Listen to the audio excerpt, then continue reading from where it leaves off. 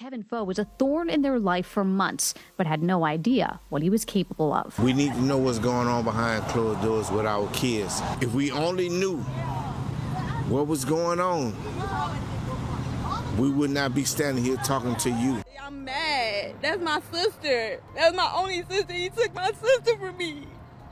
Her sister is 23-year-old Ashanti Allen, who was 8 months pregnant when her family says they reported her missing to Houston police last Friday.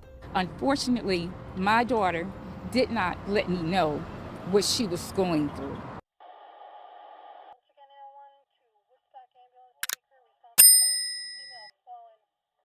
Today we're going to be in Houston, Texas, speaking about a young 23-year-old mother-to-be who vanished on April 8, 2026, while 8 months pregnant. When her loved ones could not get a hold of her after a disturbing text message, they quickly realized that something was terribly off and that what she said made no sense at all. Her mother would go to her apartment to see if everything was okay, but what she walked into was silence and no answers to where her daughter could be.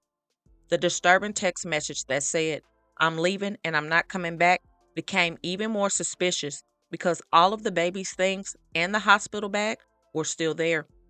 The soon-to-be first-time mom was said to have a high-risk pregnancy, having to use a wheelchair to get around, and that too was also left behind. And new tonight, a desperate search is underway for a missing woman who is 8 months pregnant. We're talking about 23-year-old Ashanti Allen, last seen at her apartment complex last Friday. And right now her family is worried, saying they haven't heard from her since. Well, that's right. They tell me she's had a complicated pregnancy. She's fainted a lot and has been in a wheelchair at times.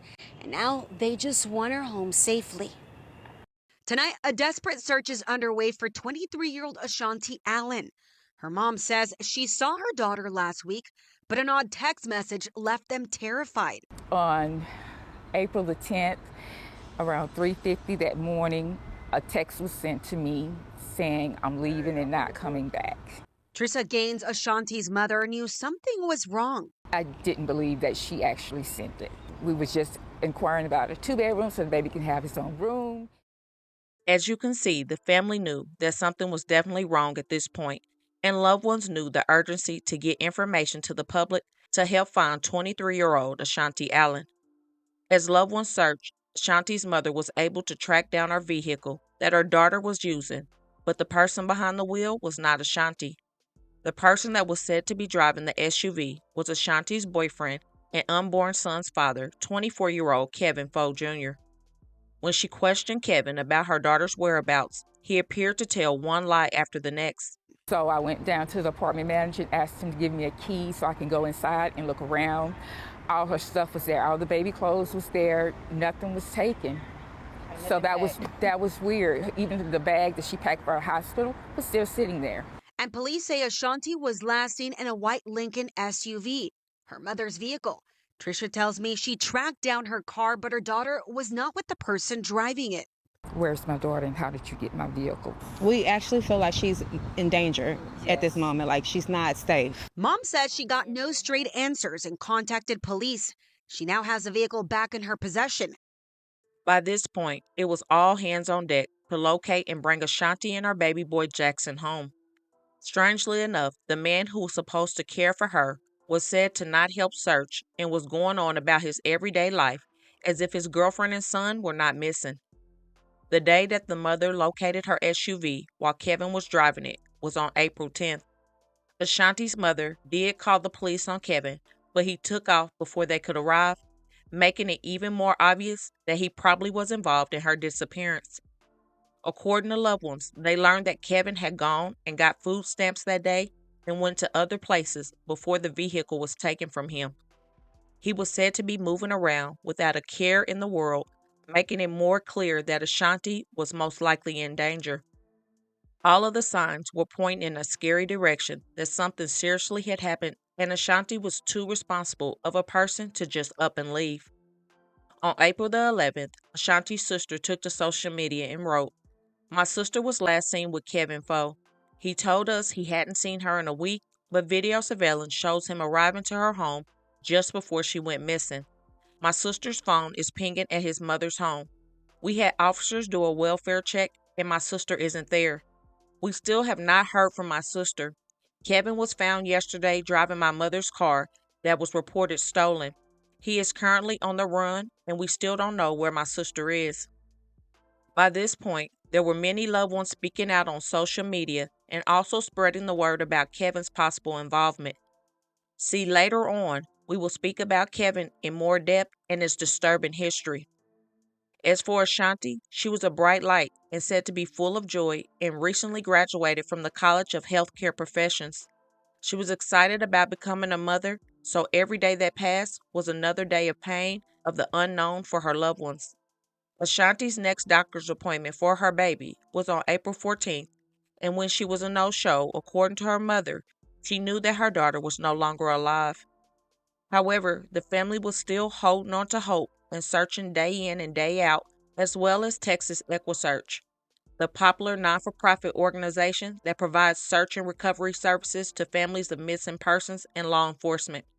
Now Tim Miller with Texas EquiSearch has joined the effort to find her. We don't have any evidence of foul play, and we certainly don't have any evidence that she left on her own. He says they have teams out looking for her using ATVs and even drones. No, it doesn't look good. Let's hope we can get her back alive. If something has happened, let's just hope we can get her located. Ashanti's family said they always treated Kevin like family, and he even stayed with them for a short time when he had nowhere else to go. But sadly, no one knew Kevin had a dark side. From what I could find, Kevin grew up the youngest boy of his mother's 2 children, and he appeared closely bonded with his mother, who said she was all about her son and grandkids. This is also the same mother and grandmother who allegedly did not lift a finger to help search for Ashanti, who was pregnant with her grandson. By April 15th, Ashanti's phone was found at Edgewood Park, and when they checked the data on the physical phone, it was determined that the phone was also at Chimney Rock Park at some point. Just one day later, on April 16th, while searching Chimney Rock Park, the remains of a young woman were found, and that woman was 23-year-old Ashanti and her unborn baby. Texas EquiSearch founder Tim Miller confirming to KPRC2 that the body of 23-year-old Ashanti Allen, who was 8 months pregnant, has been found in Chimney Rock Park. Search crews have been looking for Allen all week. This area is in a neighborhood right where Chimney Rock goes over the Willow Waterhole Bayou in southwest Houston. This is in a residential neighborhood. There's tons of investigators on scene, the crime scene unit, of course, family here. Now, they tell us that detectives actually found her phone yesterday at Edgewood Park, about 20 minutes east of here. They say that they checked the data and it pinged here and led detectives to this spot. One of Ashanti's cousins, who's been spreading the word day and night about the case, spoke about how the smell at the crime scene messed her up mentally. It was the smell of 2 lives stolen, and something Ashanti's family should have never had to experience. We spoke to Ashanti's father after that discovery. I don't think I even processed the fact that my daughter's gone. But I know it's going to hit me. It's going to hit me hard. Because I love my baby girl. She's my only girl, my baby girl, and then she had my only baby grandson. So right now, I can't put it in words how I feel. As for Kevin, it was very quickly determined that he was allegedly involved, and now he is a wanted man on the run. It is clear that Kevin needs to be apprehended sooner than later because he is not only wanted for capital murder, but he has also allegedly made threats against Ashanti's family while on the run. Before Ashanti and the baby were found, Ashanti's brother had texted Kevin trying to find her, but Kevin claimed Ashanti told him she was leaving with another dude that was willing to help her. Ashanti's brother wanted proof and asked to see the call log, which Kevin never showed him.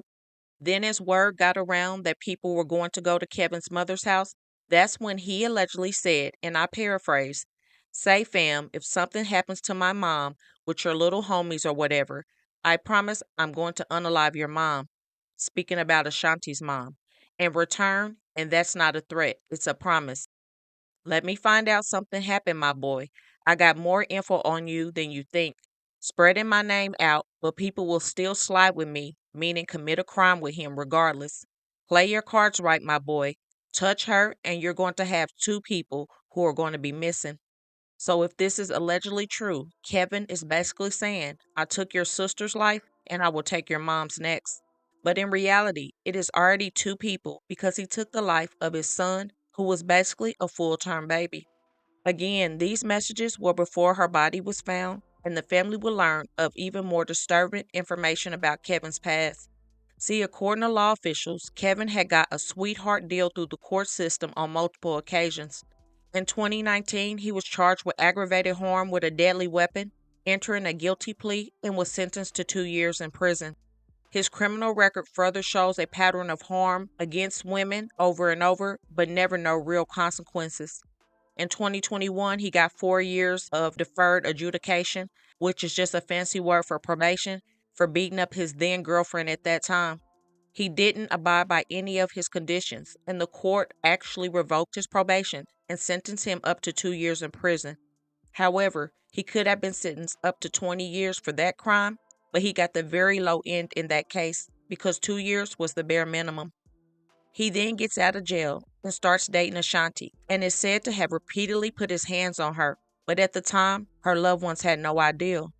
He did so much that he was eventually charged with continuous family harm, which is a felony, in September of 2025.